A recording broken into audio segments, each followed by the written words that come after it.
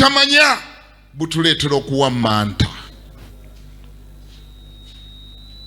Okola ki? Factors of course nyingi same.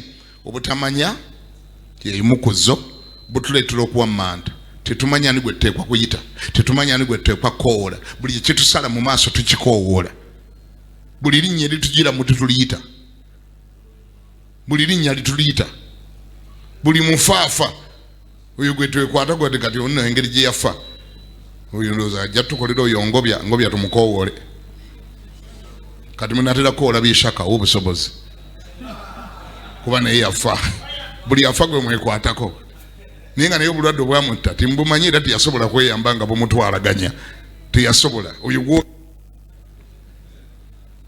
munatera okuyita Saddam Hussein, sikulimba munatera okuyita Gaddafi, anti buli yafa gwe mwekwatako. Okwo kuwammanta. Ki ekireeta okuwammanta? Obutamanya. Ekyokubiri, okutya Katonda. Fear, not respect but fear. Fear ejjaddi.